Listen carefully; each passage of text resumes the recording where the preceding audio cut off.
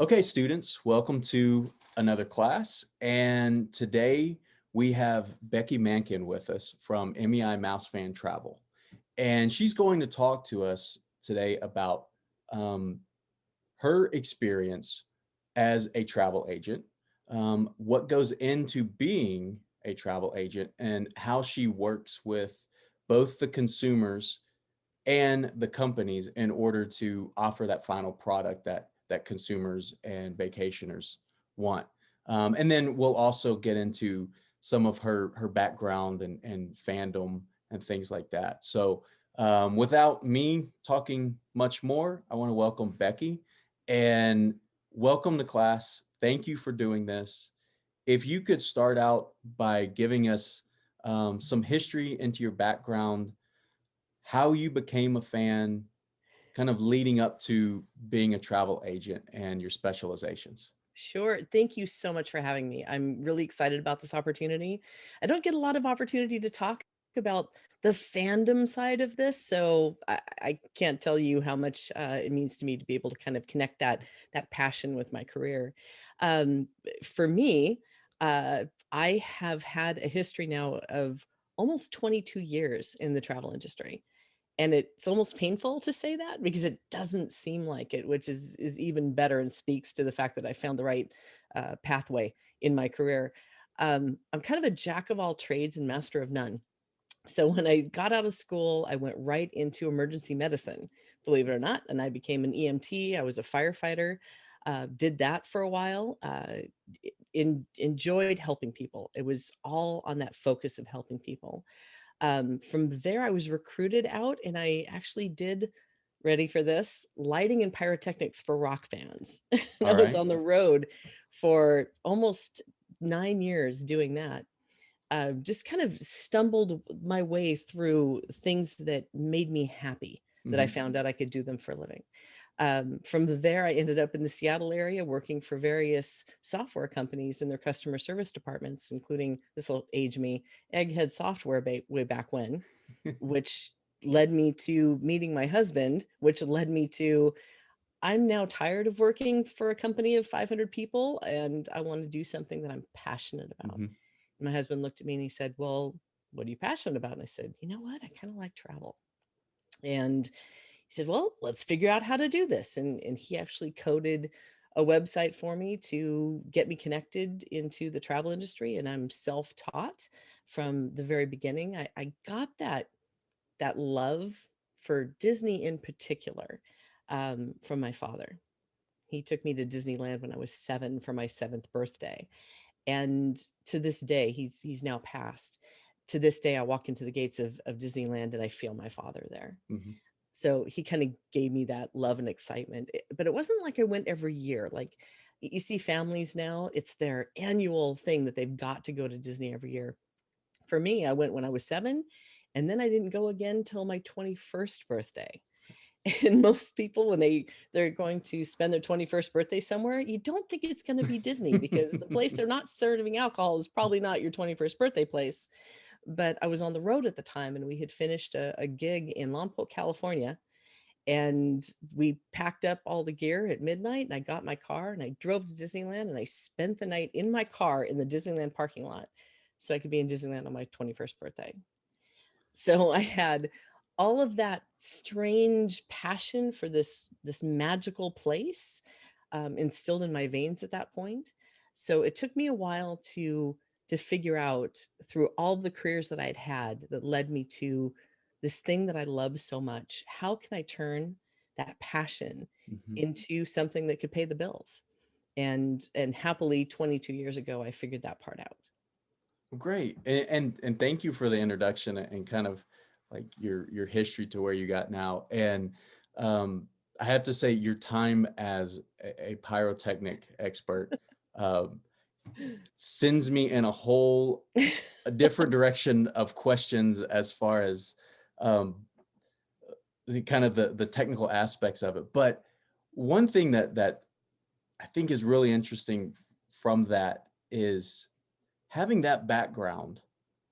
Then when you go to a park, when you see a show, do you find yourself kind of looking for those technical things or trying to, in a way, dissect what's going on. Constantly. Yeah. It's kind of strange because when I made the choice to leave lighting design and leave that backstage atmosphere, it took me a while before I could even go to a concert Hmm. because it's never looking at what's going on the performance. It's looking up and looking at the follow spot operators and looking at where the pyro setting is and looking who's controlling the boards where. So I'm constantly looking around. So in the parks, I do the exact same thing. I'm watching the wings of the show to see when the next cue is so I can see what's coming up next. It's very distracting because my brain now works that way Yeah. as opposed to just sitting and enjoying the show. It takes some practice for me to do that. Well, and I think one of the really neat things about, in particular, like Disney, is you have someone who's a casual observer, maybe has gone to a park. This is their first time. They don't know anything about Disney, or maybe they've been 2 or 3 times, but they're still that casual participant. They can enjoy things just as much as everyone else, but they're really quite possibly looking at something else because that they're looking at the show, they're looking at the buildings, and as you're walking through the park, they're not necessarily paying attention to, as you walk down Main Street, what happens, or why you don't walk in the middle of Liberty Square in the Magic Kingdom. But those people who want to do a deep dive into all of that, they're looking at all of those things, and they Yeah. kind of know the history and the trivia and everything behind. So to me, in a way, that it seems really, really neat, and almost would add to that experience, that you're looking for those technical aspects, and you're trying to see, what's coming next, and constantly, in a way, learning kind of how things are done in this situation. Well, a great example now is the new Harmonious, which is coming Okay. to Epcot. They're now floating out the barges. And all I've seen is pictures because I've been sitting in this chair in Seattle for going on a year now. So I haven't Mhm. had a chance to travel. Thank you, COVID. But I'm seeing the pictures of the float outs and I'm looking at all the little pieces on what looks like the Stargate. Let's be honest here. It Yeah. looks like it's right out of the movie. But you can see the lighting elements and you can see how, or trying to figure out how they're going to be used. So it really does kind of take you down a rabbit hole of the Mhm. possibilities when you don't know what to expect. Yeah. Yeah, I mean, that's a really, really fun thing. So if we the kind of the first topic, dealing with travel agency, is, how did you talked about why you wanted to get into it, or kind of that initial thought of, or moment when you knew that's what you wanted to do. How did you go from knowing you wanted to do it to then starting to run your own travel agency and your own travel services? Yeah, that's a long story in itself. It's almost the good and the bad part about the industry because it was almost too easy. Mhm. Um, it was something that I wanted to do. I had a passion, but I had no knowledge. So I started by looking at different organizations that travel advisors belong to, like ASTA. There was NACTA. There were others way back when in the olden days when I first started. Not as many are out there now for organizations, but I found an organization that had recommendations of agencies that you could join as an independent contractor. So there are a couple of different ways you can go. And for anybody who really wants to get into this business, I always advise find a local agency that's brick and mortar that you can go to, that you can meet people, that you could um, see if they have an open position or some type of learning experience that you Mhm. can work with somebody and watch over their shoulder. The other way is how I did it. You find an agency that's willing to take you on as an independent contractor, which means you are running your own business, but you are running it through them as a Okay. service. So I found them. I started learning the ropes through this other agency. Um, I found that I really enjoyed it. I worked really hard. I found some opportunities. And by the way, at that point, there was no specialization. It was, I sell travel. Hmm. So you can sell Disney, or you could sell a Royal Caribbean cruise, or you could sell a backpack trip to Europe. There's all kinds of opportunities in what you sell. But over time, what you find that you do is you find a niche, that thing that you're passionate about. Hmm. Because if you know more about a destination or a supplier, you're going to do much more justice to your clients, with actual information, rather than just going, yeah, hey, I can go and order this for you and give you a couple of tickets to go on your way. Um, when I worked with them, I think it was about 2 years in, that I decided that I wanted to branch my business out to really focus on that Disney passion. Okay. And I made a deal, struck a deal with the owner of the agency to help me with other agents, so that we could kind of have all these companies working together to handle the potential volume, because it took off like that. Hmm. Then we had a little thing called 9/11 that hit us. And that was my first time I'd ever really hit a challenge in the travel industry. Um, as a matter of fact, the owner of that agency approached me and said, this is it. I can't do this anymore. I'm going to retire. I want to sell the business. Can I sell it to you? And so I actually bought my very first travel agency on September 19th, Okay. 2001, which anybody, if you tell that to anyone who's in the industry, would go, you're nuts. You're a crazy person, because 9/11 is going to completely change everything that we know about travel, and no one's going to want to travel for a while. Hmm. So, but I saw it differently. I knew that at that time, people needed to be together, and they're still going to travel. Families will need to be together. And where do families feel safe? Disney. Hmm.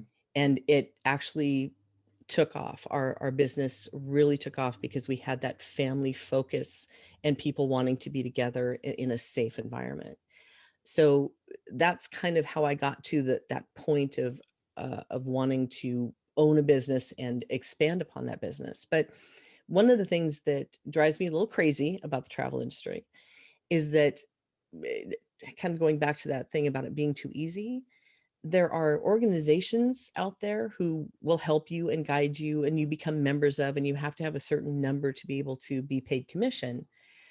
But there's not one overarching body that looks over everybody to make sure everyone's doing it right and legally. Okay. So Yeah. I'm one of those people that stands on the soapbox about integrity and making sure that you're licensed and insured to actually do the job, because you're taking on the responsibility of people's memories and their vacations and their money.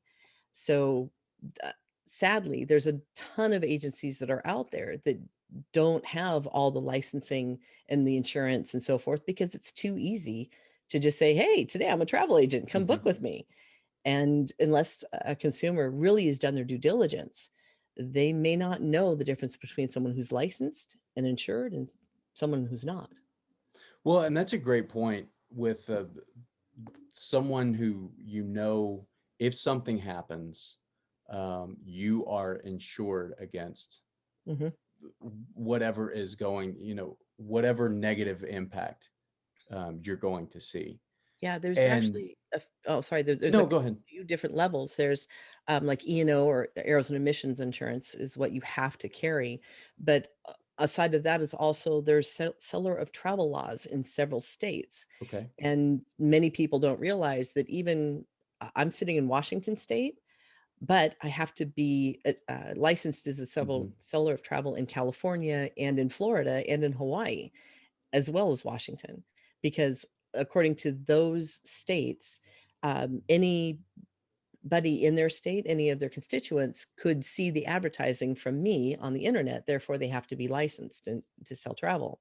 Okay. So if you have an agency out there that's sitting in Illinois that may not understand that they need to be licensed in those 4 or 5 states, they sell to somebody, even if they have E&O insurance, the E&O company can say, you weren't licensed as a seller of travel to sell Mm. to a resident of California, so we're not going to cover you.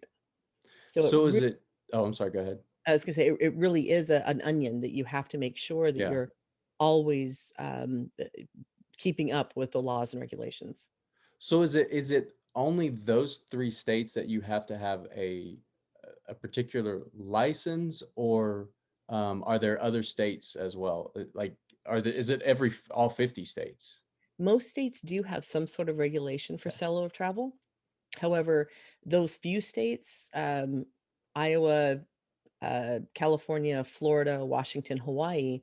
Iowa's put theirs on hiatus for the moment during COVID, but those states require anybody, if you're going to sell travel to any of the residents in that state, you have to be licensed. There are Okay. others who are states that only if you reside in that state do you have to have a license. So there's a lot of research you have to do to make sure Yeah. that you're doing it right. And it sounds like it is in most states, is it the point of sale to the consumer? So I live in Tennessee. So the regulations would be under Tennessee. Are there other states also where maybe I live in Tennessee, but I'm planning a trip to Florida or California? So there's actually the regulations in those states cover um, cover the insurance and cover the travel and everything. It's usually the state where you reside Okay. because you are the resident of that state, and therefore those laws will cover you. We adhere to the highest level, and the highest level of client protection or consumer protection is California. Okay. So we do everything to the California rule because it's going to cover everybody else pretty Yeah. much. Florida is a close second, and then Washington is a close third. So it's really interesting how each different state, how far they'll go to protect their residents. Okay. And then I'm guessing there's a lot of regulations internationally as Yes. well, that if you're selling to someone who lives in London, then there's regulations there, and I'm guessing it's the same. You have to follow the regulations in where they are living, whatever country or city state they're living in. What helps us in international travel is that we book through suppliers, and Okay. those suppliers are adhering to the international locations. There are actually some suppliers that say you cannot sell to anybody outside of the United States because they have their own sales presence or channel in other countries. So it really depends on who you're working with and where they're going. Okay.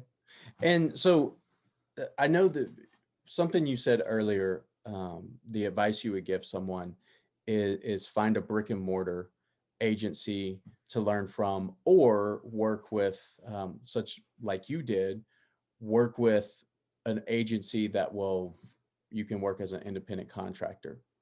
What are, for for people who are thinking about going this route, because we have several students who this is their area of interest. What are the pros and cons of both approaches? Well, if you're going to go towards the brick and mortar, the big pro is that you have somebody there who can look over your shoulder and who can guide you through how things are going to be done.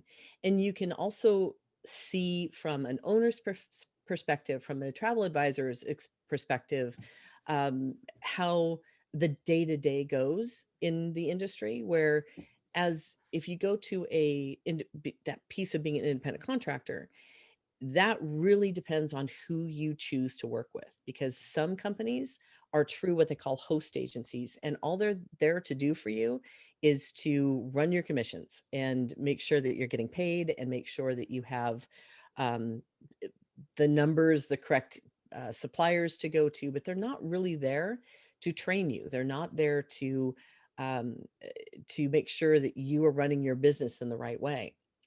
Okay. So I'm kind of a hybrid. Our agency is technically a host agency, but not really, because all the agents that come to us, we do train them. We give them 8 weeks worth of first step training, and then they always have access to us for questions or any times that they run into problems. But inevitably, their business belongs to them. So Okay. the hours that they work, the business that they try to generate, all of that is on their own shoulders. Okay. With us, though, it's a little bit different because, again, we're more of a hands-on perspective. So the biggest thing to do is your due diligence. What do you personally need? Are you looking to be the owner of your company and call the shots and make sure that you are the person saying, yeah, I want to work on Saturday, or no, I'm not working on Saturday? An independent contractor direction is probably how you want to go. If that's not important to you and you want to work a 9 to 5 job, you want to not have the full responsibility of what becomes a 24/7 scenario with the responsibilities that you Hmm. have when you're dealing with clients, you might want to go the brick and mortar or an employee of an agency. Well, and I want to point out to students and anyone watching or listening that um, it's very important. You mentioned 24/7. A lot of that has to do with you're in Pacific time. Yeah. If you are helping someone who is in Eastern time, then I mean that's, essentially 3 hours ahead of where you are.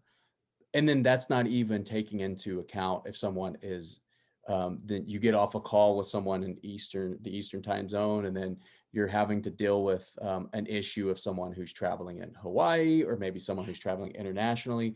Yeah. And so the the next question is that global aspect of the industry. Um, Aside from just time zones, what are some of the things you have to look for when you're working with people traveling all over the world? Yeah, and time zones do play into it in a lot of areas. Like, for example, from being a planner and planning in Disney, that 7 a.m. Eastern time is the Hmm. golden hour for grabbing restaurant reservations. My little butt is up out of bed and ready at 3:45 to make sure that I grab things for the people who are trusting me to be that person to grab them for them. Or when a new cruise itinerary is Hmm. released, that's usually going to be around 7 o'clock in the morning Eastern time. Okay. So where I am, I have to get up and make sure that I'm ready to grab things for clients, or to prep the website, or to prep the agents that are working on it. So there's a lot of different levels of it for that. Internationally, problems don't happen just during your business hours. Yeah. So, and it could be that somebody just missed their flight and they're trying to Mhm. get from Rome to London, and they have no recourse but you. So my clients have my cell number and they are welcome. If that phone rings at 3 o'clock in the morning, I know that I have to be prepared to answer it, get up out of bed and take care of their problem. Mhm. So you are really taking on that responsibility in a 24/7 scenario. And there's no bigger thing than, except for this last year, COVID, um, hurricane season hits, and you Yeah. might have 200 to 300 guests that are out on different ships throughout the Caribbean, and a hurricane comes. It's ordering pizza time and 13 hours on the phones and trying to make sure that guests are going to have a flight home when they get back to whatever port they end up in. So it really is a lot of response, an emergency response, which I think that takes me back to my old EMT days without Yeah. the blood or the broken bones. But you have to be there and be the advocate and be that safety net for somebody on their travel or during their Okay. travel. Okay. And then from from the consumer perspective, the person who's using the service, Yeah. um, for people who haven't used a travel agent, kind of run us through what the services you can provide. I know before we started recording, you talked about you can do as much or as little as a person needs or wants. Can you kind of walk us through what a person's vacation looks like when they use an agency? Sure. And this does vary depending on the agency you work with, but I'm going to speak from what we do because I'm one of those people that are like, we're going to do as much or as little as you need. An advocate is a good thing to have, Hmm. especially in times that are so uncertain, like right now. It's true. Anybody can go to the internet right now and book your own vacation. But A, do you know that you're getting the best price? Do you know that you're getting um, the right accommodations. Like for a lot of people will go and try to book a cruise for themselves and they'll come back and want to book again, but they contact us because they say, you know what? No one told me that I was going to be right across the way from the laundromat and I was Yeah. up all Yeah. night listening to all that going on. Or no one warned me that the cabin that I chose was right underneath the nightclub. And my 2-year old couldn't sleep all night because that's all we heard was the thumping from the Yeah. nightclub above. So it's a lot of leaning on the expertise of a travel advisor. We've been there, we know what to watch for, we know how to steer clear of the potholes in the road, which you may not be able to do that yourself. And it's not because you're not capable of figuring it out. It's that the information is not that easy to find, and there are things out there you don't know what to avoid if you don't know it exists. So for us, we've kind of been down all the roads and know where the problems could be, and we can steer you around it. In the Disney scenario, clearly that's part of the fun for a lot of people. I know I have clients who have an Excel spreadsheet that goes on for 42 tabs that they're going to be here at this specific time and they're going to do this restaurant, they're going to do this fast pass, and they've got it all narrowed out. And for them, that's part of the fun. That the Yeah. vacation starts when you start the planning process. Hmm. For others, it's like, dude, it's all yours. I Yeah. don't want to have to worry about that. You just tell me where to go and where to show up. So we can help in either scenario. So let's take that Uber planner guy for a second. While it's fun for you to take care of all of your, let's say, fast passes come back. So your fast passes, your dining reservations, your transportation options, all those little pieces of the planning are part of the fun. Then you can utilize us to just be the advocate who is there in case something goes wrong.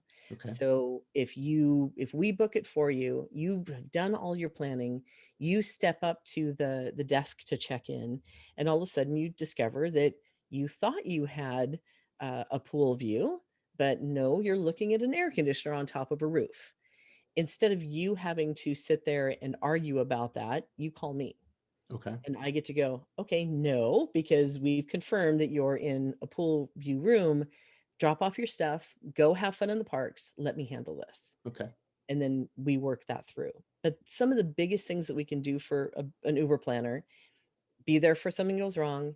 And then if an offer comes out, Hmm. we will get on the phone. We will do the whole time. We will proactively apply those savings. And probably, usually before you even out of bed, and you'll get an email that says, "Oh, by the way, an offer just dropped this morning. We've applied this savings, and you just saved $800. Yeah. So, do you want to upgrade to a new resort, or do you want to just pocket that cash and spend it elsewhere?"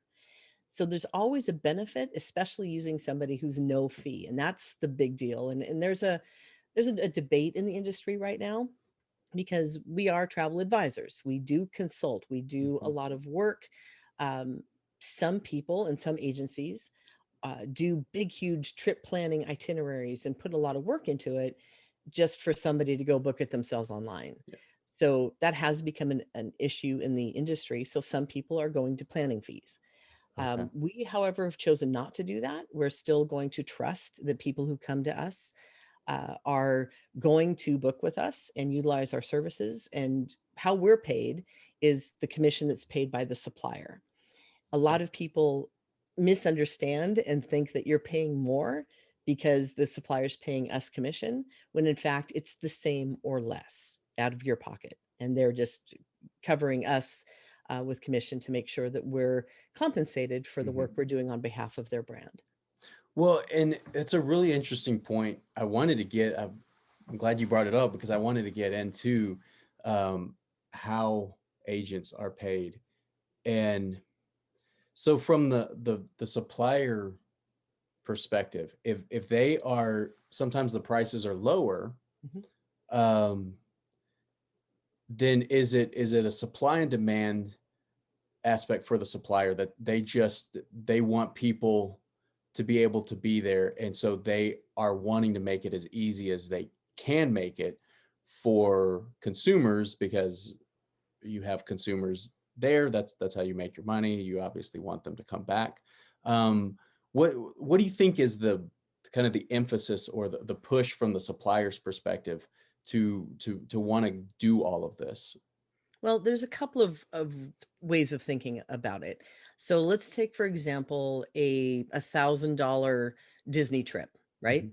And it's just the land package. So you have $1,000 that client A calls in directly to Disney and books that $1,000 package. They have no money out of their pocket, right? Because they're not paying commission. However, they are compensating people on the phones who are taking the reservation, Mhm. who are working through when they make dining reservations, when they have other questions, as they'll have to call generally 4 or 5 times during the planning course of their trip. So they are actually spending more money from having to pay people on the phones in the back end to take care of the planning pieces.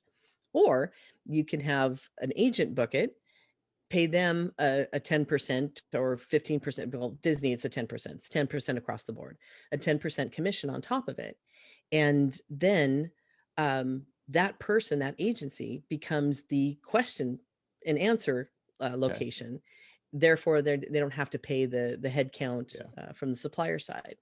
So the other thing that's really important to a supplier and why we're important for them is that we are the people who make the recommendations and the suggestions. Mhm. So if you come to me and you say, I want to go on a cruise, but I have no clue where to start, it just looks fun, then I'm going to sit with you for an hour, 2 hours, sometimes more, and really find out what it is you're looking for in the experience, because Mhm. not every cruise is the same. Each one is going to give you a different focus. Some are going to focus on families, some on food, some on destinations, some on the ship. So it does take a lot of consultation to find out what's going to be the perfect match for you. So a lot of the suppliers are angling for that to be that recommendation, or at Okay. least to educate us as their sales channel so we better match the client with the experience. So Yeah. a good example of that is way back when Holland America has always been known to cater more to the senior set. Not that families don't travel on it, they certainly do. But if you're looking for, if you're a newly married couple and you're in your 20s and you're looking for nightlife and being up till 2 or 3 o'clock in the morning, partying uh, at the rave party that's going on some ships, I'm not going to put you on a Hall American Yeah. ship because they don't have it. Yeah. So nothing good or bad about any particular one. It's just different, and you have to do a lot of question and answer sessions to really get down to what's going to be best for a client. Okay. And the aspect of you're talking about being an advocate for the consumer, Mhm. but also the point of sale and making recommendations from the supplier. When you when you are doing your research and you go on research trips, whether that is to a lot of people, those sound like really fun research trips, by the way. I mean, when you're going on different cruises or you're going on different vacations, um, what kind of when you're walking through a cruise ship, are you being told, here are some fun things to look out for? Um, or do you also kind of go off and just walk around on your own and do your own research and have your agents do their own research, so you can better inform people? It's a little bit of both. So, and first of all, if they look fun, I'm doing my job right, because I market a lot experientially. So I'll Yeah. go out and I'll live stream and I'll post and I'll say, "Hey, look at where I am. You need to be here too." So if I make it look like it's fun and relaxing, I'm doing my job, but you're not seeing really what they're like. Yeah. So a good example is a cruise ship is a great example.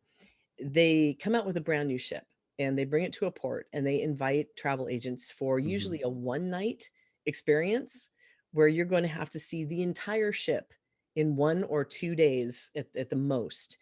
to be able to report back. And what they will do for you is they will give you, here are the highlights of the ship. Okay. Go out and see these things. So, for example, Royal Caribbean on the Harmony of the Seas. Here, go look at the neighborhoods that are on board. Here, we're going to show you an example of these 10 cabin categories, so you can walk in and see them and take pictures. But other than that, it's a free for all. You Hmm. then, outside of those talking points that they want you to look at, then you experience it the way you think you would or your clients would, and try to find those little hidden gems that maybe a lot of people aren't talking about. So if they're talking about ice skating at sea, that's awesome. But what else is there here that they're not really Yeah. telling me in the bullet points that I can point out? Same thing happens on a Disney ship. You get a lot of focus on the characters. You get a lot of focus uh, on the Broadway shows and that magical Disney difference, and you get those bullet points. But then you got to figure out what those really are, so you can tell your clients and help them understand what the experience is before they put down to five, ten thousand Hmm. dollars to go on a vacation. Okay. And the the importance of selling the experience.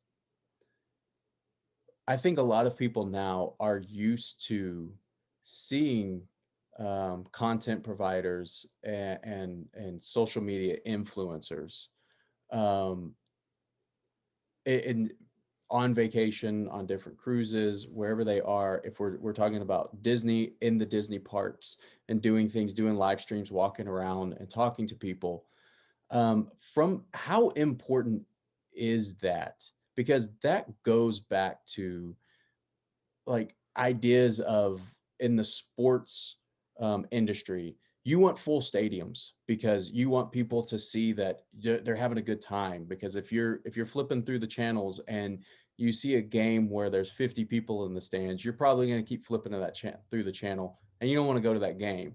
If you see 5,000 people in the stands and they're all having a good time, The fear of then missing out. pre-COVID, yeah, you want to go and you want to experience that. So for someone who wants to be a travel agent, how important is it to have those experiential um, kind of walkthroughs and lessons, if you will, for people? It's really interesting, and that's a great question, because a lot of travel advisors or agencies have to really figure out what their best money spent is going to be in the Hmm. marketing side of things, right? So a lot of the traditional people are still going to go down the, I'm going to send a mailer, I'm going to do an email, I'm going to um, send out brochures, I'm going to spend more time having consultations with potential clients and clients. Others like me have chosen to take advantage of those.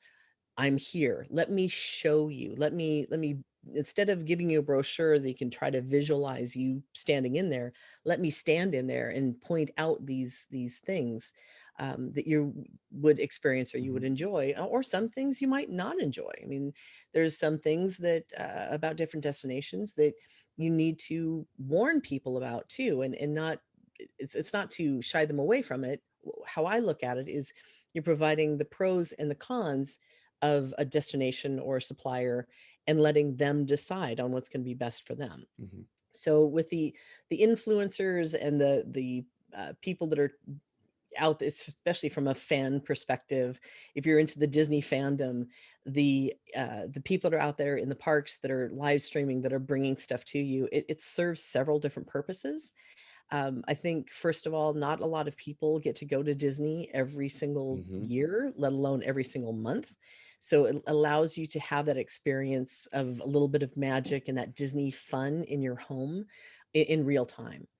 It also allows you to see what's new or what's different or what's happening, which really plays into those Disney fans like myself that can't wait to be there when you're not there. So that has a piece of the pie, but from a marketing perspective or from a business perspective, I think it's invaluable, because again, if somebody goes into a hotel or into a resort that you've never seen before and you get a live stream of what it's like, then you're going to start thinking, huh, maybe that's a place that I want to stay next time. which you might not get that feeling from an email that hits Yeah. your in bin. Yeah. Well, and I think also the idea of something that's live, like a live stream, Yeah. as opposed to something that is a promotional message or something that's planned, whether that in particular like videos that are there and things are staged in a way that are very Yeah. controlled. It seems it seems like with everything, consumers are going more that live stream route. Because it's Have you? I'm sorry. Go ahead. I was gonna say, because it's organic and Yeah. it's not from a company perspective trying to show you their best, most positive light. That's what I was kind of alluding to, where you might get the good, the bad, and the ugly Yeah. about something in a live stream. You can also tell because most influencers who are being paid by that particular company to help try to control your thought in a certain way do have to notate it that they have been Yeah. that they're being paid for that exposure. So I always watch for that too. But I really believe that if you identify with somebody, you follow them on Instagram or you follow them on Facebook or you follow them on Twitter, whatever, and you identify with the things that they like and the hotels that they say, hey, this is really cool, and you think, yeah, that was really cool, Hmm. you follow them. Yeah. And then when they bring you something new, you tend to trust them Yeah. because they've built up that trust in the relationship over time. So you kind of get to know the ones that you can trust. So when they say, yeah, this is worth the money, then you'll go, okay, it's worth the money then. So Okay. you find the ones that you trust, you stick with them, um, and you'll get good recommendations for things that might be a good fit. Well, and I'm glad you brought up trust because that's as in everything, especially now Yeah. with um, during the pandemic, but moving into the future and the way consumer behavior is going anyway. Talk about how important trust is and how you establish that trust for consumers and maintain that trust throughout the relationship.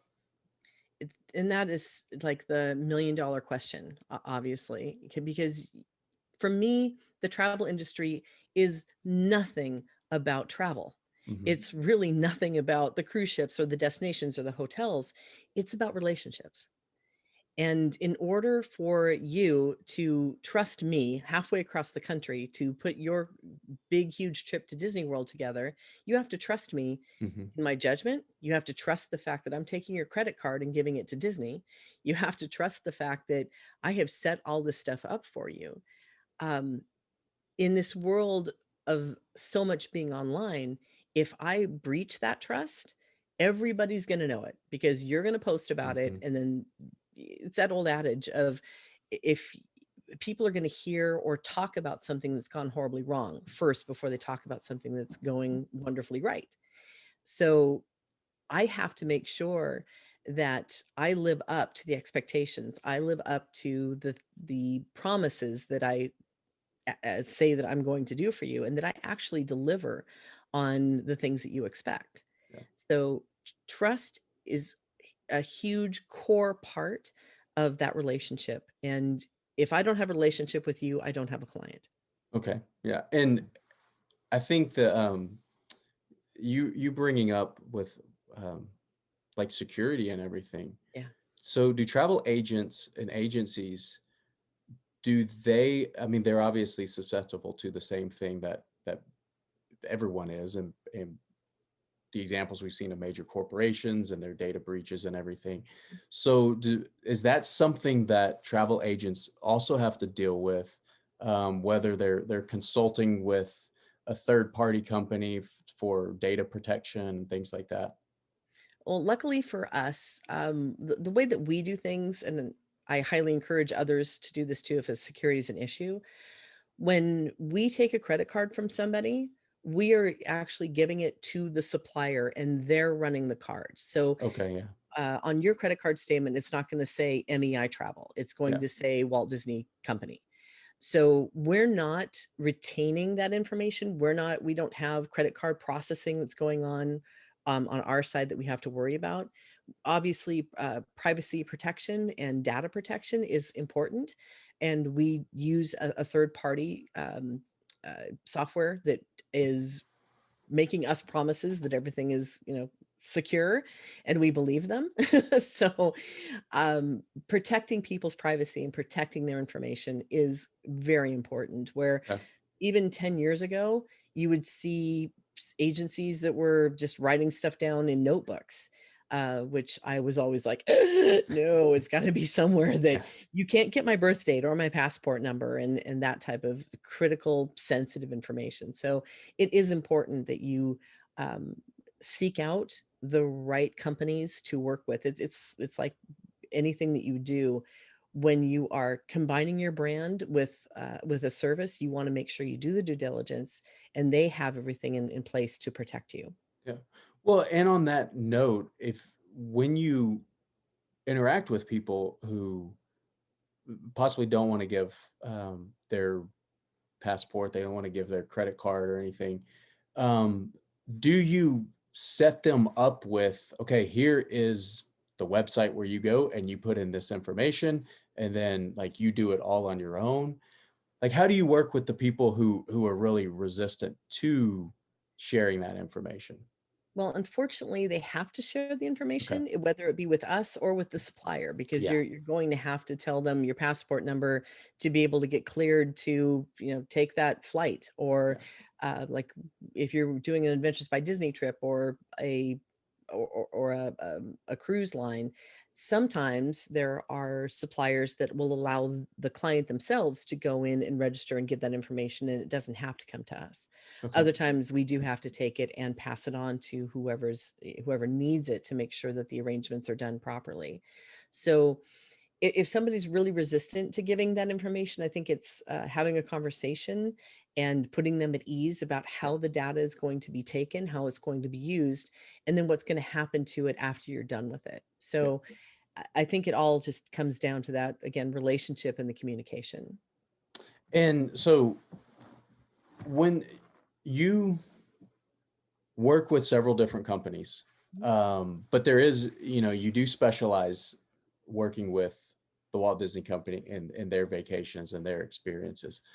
Um, what, I guess, was it mostly your fandom that kind of pushed you down that specialty path? Yeah. Or what combination of your fandom and what the company itself does has made it kind of a great specialty or niche area? For me, it's all about the passion that I personally Okay. have for the company. Truth be told, sometimes they're not the easiest company to work with when you can compare them with other suppliers, only because they are so brand aware and so Mhm. protective of their brand, which is something that I respect greatly. So it is that thing that I know that when I start talking to a family about potentially going to Disney World, that every ounce and fiber of my being is going to come blurting out of how much I love this experience of being at Disney. For me, it turns me into a 10-year-old with a credit card, which allows me to be that child. Yeah. I get to run around like crazy and taste this and drink that and write on that and go to bed only when they have to like kick me out of the park after the kiss goodnight. Um, I know that that passion is going to Yeah. come forward and hopefully help them have as magical of time as I do when I'm there. My other niche is cruises too, so I do get just as passionate, but that came from the fact that I got to go on them and I got to experience them, and I came back and went, "Oh my gosh, it's so amazing to sail on this ship because they've got, robotic bartenders or Yeah. they have, these amazing theatrical experiences that you have to you can't even imagine is on a ship." So a lot of what has driven me down the path of my niches is driven by my passion. Okay. Well, and that's something we talk about a lot in classes and in the programs is when you're passionate about something, you try to do a better job at it, you put more of yourself into it, the end product ends up being Yeah. much better. And that's something that's pretty easy for people to see Yeah, when someone's passionate about something. it's very true. And for this, I mean, I stepped out of a corporate job. I was high level management for a software company and making a lot of money at the time. And but you know what? It wasn't buying me happiness. Yeah. It wasn't making me a better person. It wasn't feeding my soul. Yeah. And so when my husband said, "What is it you want to do?" And I said, "You know what? I love travel." And he goes, "Let's figure it out." So I went down this path, and it definitely is not something that you're going to become a multi-million dollar person in. This is not a place to that is going to make a lot of money for you. You're going to be able to make a very decent living, but it's not going to make you rich. Yeah. However, the there has to be a benefit and a price tag that you gain from being happy Yeah.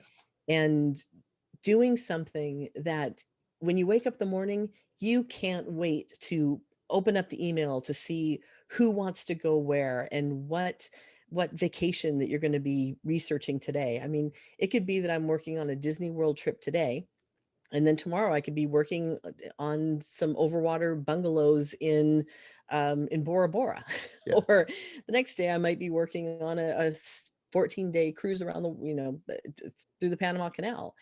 It's such a neat way to wake up and have something different and a new learning experience around every curve. So I think that's something that really draws me to it. It gives me an opportunity to do things like our company. When we set up the corporation, we give a certain amount back to charities with Okay. every year too. So that allows me to play philanthropist and Yeah. get uh, feeding my soul through helping others. So those pieces that you find in anything you do, whether it be travel or whatever career you go down the path of, it's going to be much better for you and your life and your soul if it feeds your soul. Yeah. Well, and on that topic, we've had a few people talk in the class and talk to the students about making a career change and going from a career that maybe there's a lot of pressure to be in.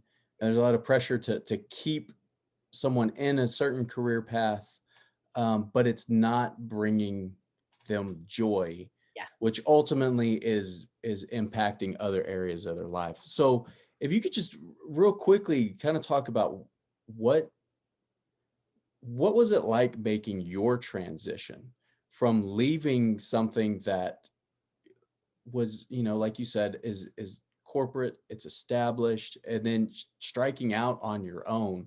Because a lot of people have talked about that, and a lot of people are dealing with that now Yeah. in the world. Well, for me, I was in a really good position. I was married to somebody who was bringing in a steady paycheck, so I could just kind of hurdle myself off the cliff and go, okay, hopefully I'll make some money today. It took time to really kind of get the business going, but I've always looked at it this way. Every time I've gone from one career into this other opportunity, a door opened, and I decided to walk through it. Mhm. And the key for me is I always knew I could go back. Okay. I always knew that I could when I took this thing to go learn about theatrical pyrotechnics and lighting, I could always go and find a job in an ambulance company anywhere across the US if I needed to. I could always go back.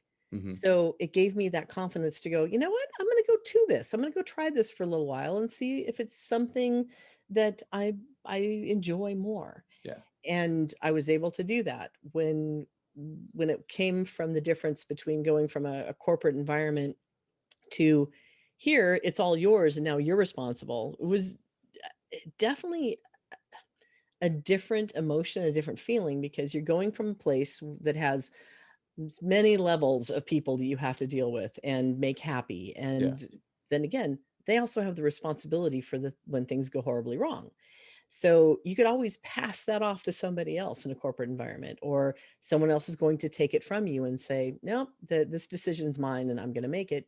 Takes the pressure off. Okay. When you do this and you step out into a world of a business that you're going to own, and everything you say, everything you do is going to impact somebody. Um, it's a lot of responsibility and it's a big weight, but that's also what usually drives people like me who are real entrepreneurs, having that possibility in front Hmm. of you that you don't know where you could possibly take it. And it has so much opportunity. That's exciting. Yeah. So I was always driven by that. Where could this go? Yeah. Is this going to be you at your in your office, in your home office for the rest of your life, handling, 5 or 6 clients a day and sending them on trips?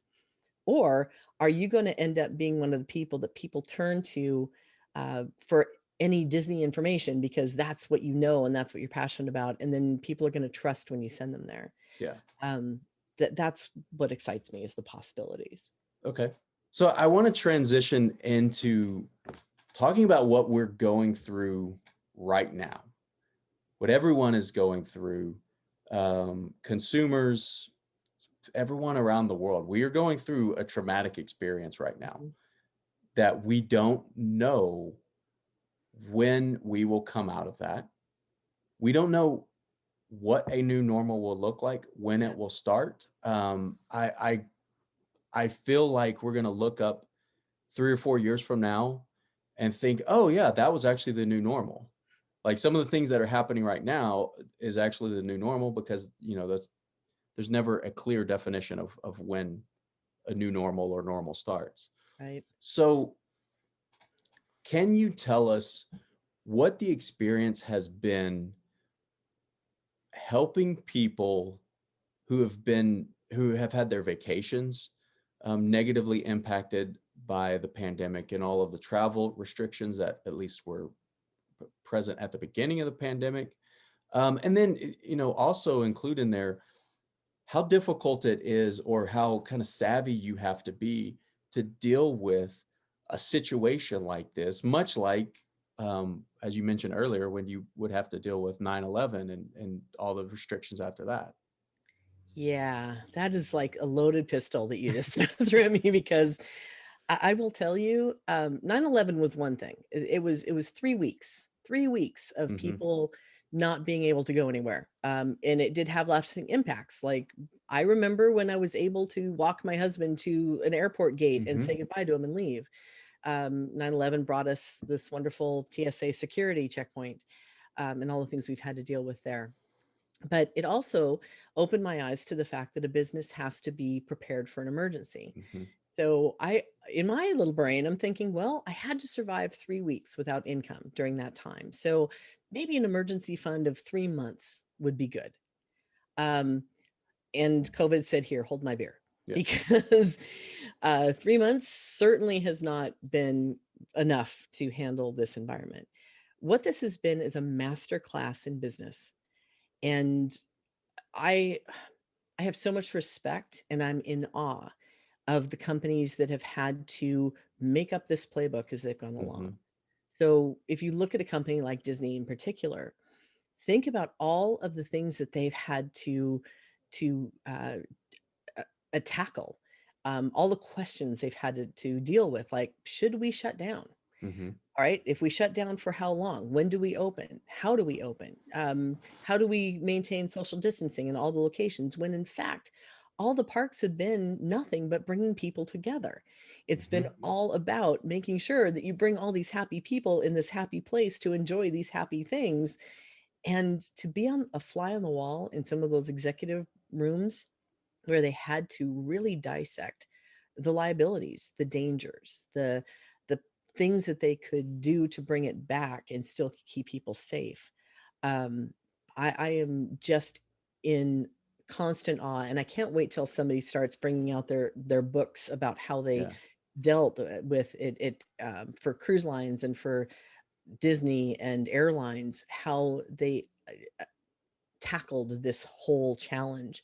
For me, it was a very unique experience because I had just come from a ton of travel. Normally, in a normal year, I would be on the road about 20 to 30 weeks out of the year because Okay. I'm doing experiential marketing, I'm escorting groups, I'm doing things for WDW radio, I'm out there constantly trying to keep up to date with everything that's going on.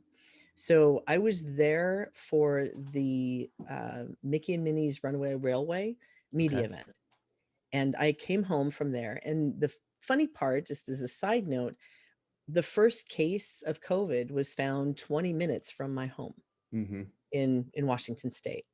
So I'm home here, or I'm sorry, I'm in Florida hearing all these news things. I picked up the phone and I called my husband and I said, should I come home? Should I think about maybe renting something here for a month just to not come home? What do you think I should do? And he said, we decided for me to finally come home and came home on the 9th of March. On the Okay. 13th of March, I Yeah. was supposed to host a huge event in Disneyland for another client, and I was ready to get on the plane, and I got the phone call from Disney that said, "We're closing tomorrow, and your event is canceled." And I already had clients that were in the air on the way to it. I had people who were in Disneyland waiting for the event. So, and a cute side note, the name of the event was the Anything Can Happen Weekend. So the irony there. Yeah. Um, so that was like the kickoff to everything that I had to change in my normal routine. Yeah. First of all, how do we handle the clients that are in transit? How do we handle the clients that are there? We need to notify them that the event is not happening anymore. That was just the beginning of the iceberg. The rest became, okay, cruise lines are now shutting down. You cannot go to Europe any longer. Our entire world became more about cancellations and rescheduling and the possibilities versus what is the next magical vacation you're going to Mm-hmm. go on. That kicked into high gear when Disney World closed down. All of a sudden, we had hundreds and hundreds and hundreds of families on the same day because they heard it was shutting down, either wondering, is my are the parks going to be open when I'm scheduled to travel, or I'm scheduled to travel and now the parks are going to be closed. What do I do? Mm-hmm.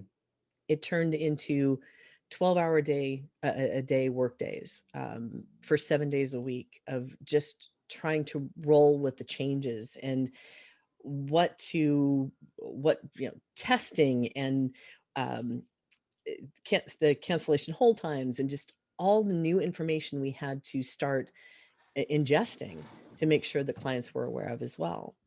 Then Disney World, as we all knew it, changed because now we have park reservations we have Yep. to go around and social distancing and what masks you can have or not have, or what resorts were open or closed. And if you were in a closed resort, you had to move to an open resort. I mean, everything about what we do on a daily basis changed on what felt overnight. Yeah. So how do you, because uh, Walt Disney World, I believe, ended up staying closed for 10 weeks. Um, Disneyland has not opened yet.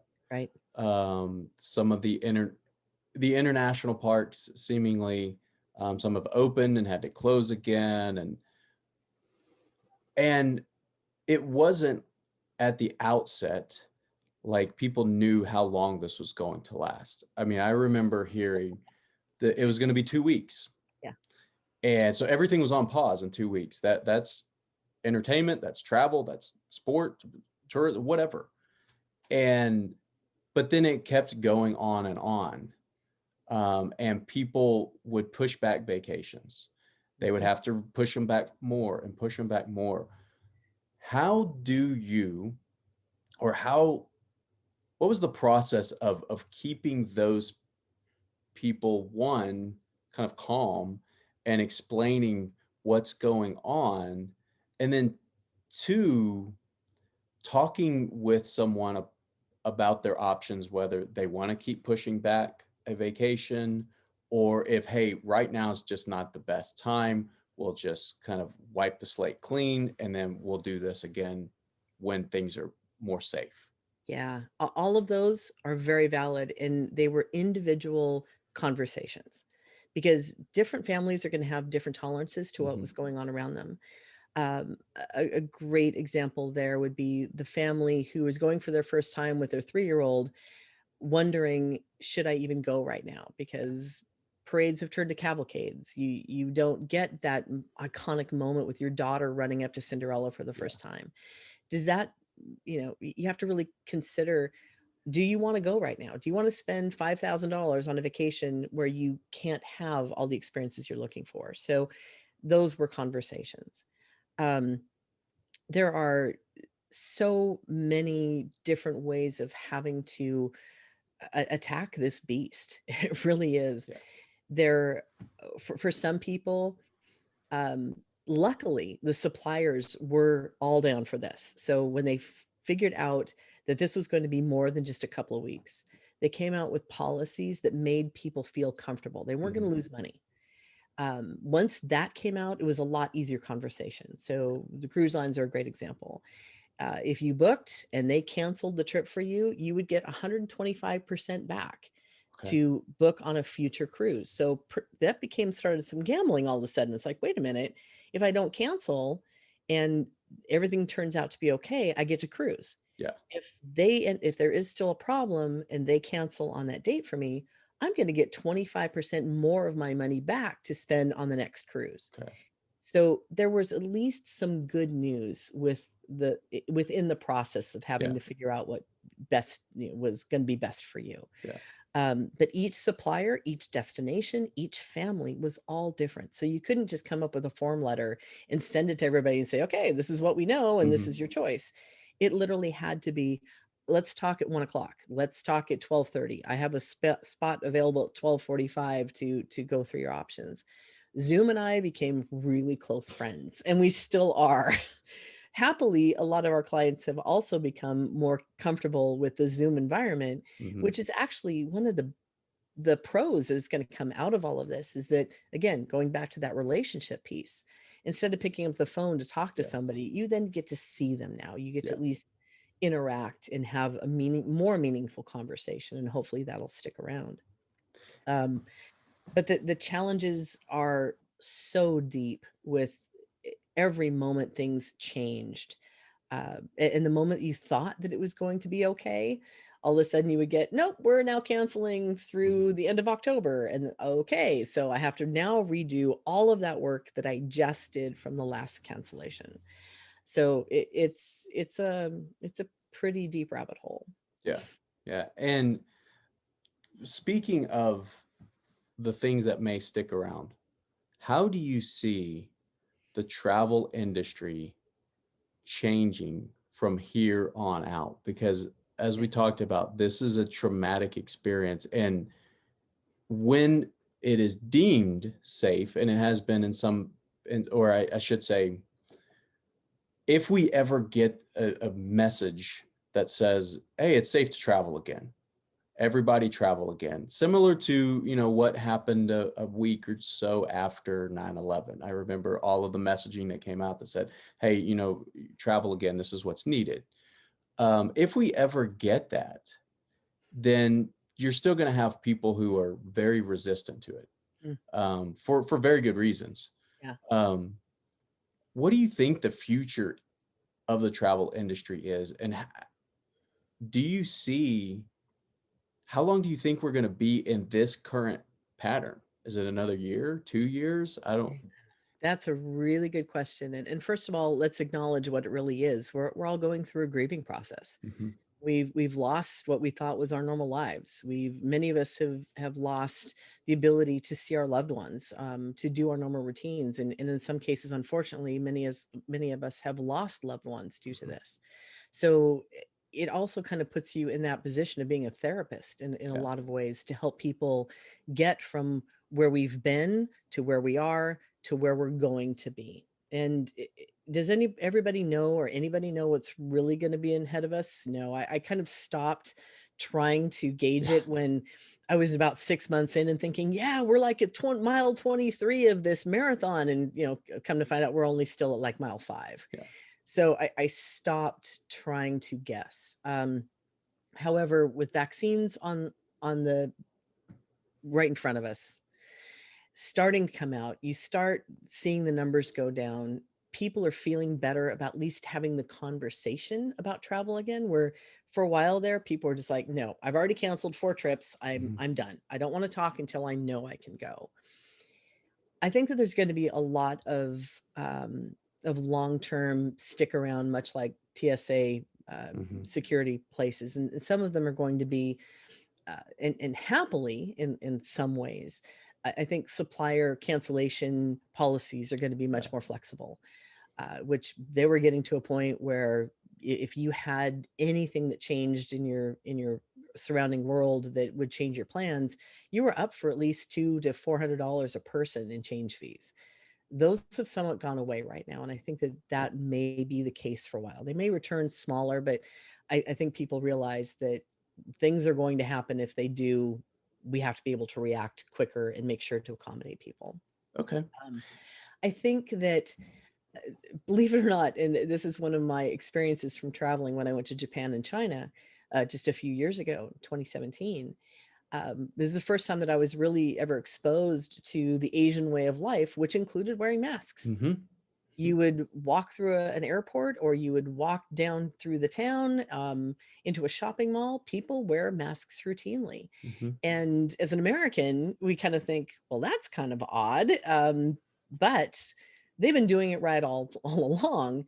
I have a feeling that wearing masks in general is going to be a much more accepted policy, and maybe not as many people are going to look at you sideways if you decide to Mhm. wear a mask on a plane or in a theme park. A great example, I usually get the flu pretty good once a year and maybe a cold 3 or 4 times a year during travel. I have not been sick once. That's telling me that, you know what? The masks outside Mhm. probably do help here. So I think that's going to stick around. Um, I I'm going to go out on a limb where people are going to think I'm kind of crazy here, but I think the cleanliness now of hotels and of cruise ships and of other destinations is going to stick around. I Mhm. think that we're cruise ships get a bad rap. Here, let me go on a tangent for a second. They do really get a bad rap when it comes to people getting sick on board. And it's generally because people are all in one place and contained for 7 or more days in one Mhm. location. So if there is an outbreak of the flu or of norovirus or something else, you know where it came from because you're all still there. You actually get more infections in shopping malls and grocery stores and schools, but it's not like they know it's not a contained Yeah. environment. Yeah. So, but cruise ships get the bad rap. It's like norovirus. Everybody's sick on a cruise ship. Yeah. Well, because they're still there. In reality, I really believe that cruising is going to be one of the best places to go as soon as things start opening up because everything's going to be clean. It's Mhm. going to be a bubble. Um, they're probably not going to let you go off on your own into different ports at first. You're going to be contained and controlled with the people who've already been tested, and your temperature is going to be checked every day. So I think some of that's going to stick around for a while, just to make sure that maybe norovirus doesn't keep hitting Mhm. ships or theme parks. So I think a lot of these brand new technologies of cleaning that everybody's kind of had to throw themselves together to figure out how to best clean a hotel room is going to stick around too. Do you think we will um, reach a point, or maybe it'll last a few years, that before you go on a travel, you have to have a test for, right now, it would be COVID-19. Mhm. If in the future, depending on where you're traveling, if there is suspected outbreak somewhere, do you think um, travelers will have more health screening, not just temperature checks, but Mhm. actual testing and everything to be able to travel? Well, I know that that's going to be with us for a while until at least COVID is completely knocked down, and who knows if that's going to be a year or 2 years before that actually happens. Um, they're putting a lot of technology in place to track that. Okay. There's a lot of talk now about vaccine passports that you would have to produce to Hmm. show that you've been vaccinated or tested before you get on planes to certain places.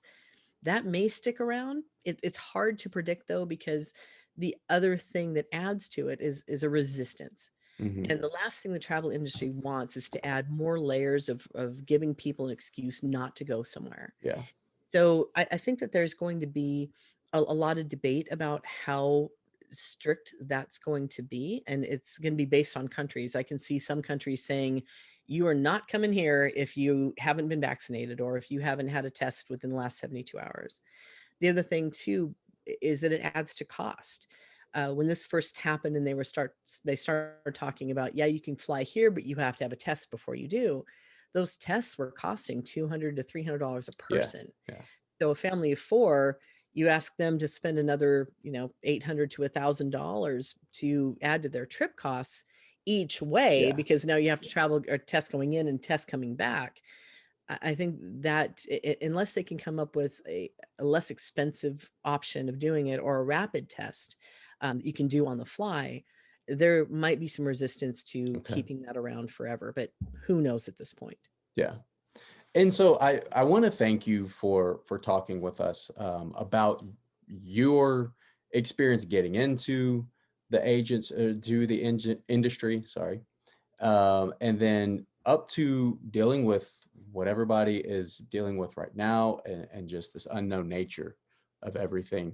For anybody who wants to contact you with questions, or they want to follow you to see anything that you're doing, what's the best way to reach you? I pretty much live on social media, and all the channels are the same. It's at Beci Mahnken, and it's spelled weird, BeciMahnken. And you can follow me or message me on Instagram or on Facebook or on Twitter. I am living on Facebook messaging and Instagram messaging. So if you need anything, if you have any questions or need any more information, you can reach me via those methods. Okay. All right. And thank you so much for joining us. This was great information. And I know a lot of our students are really going to appreciate having this information with the potential of going into this industry. So thank you very much. Thank you for having me. I really appreciate being able to talk about the industry that I love so much. Thank you. Have a good rest of the day. Thank you. Bye.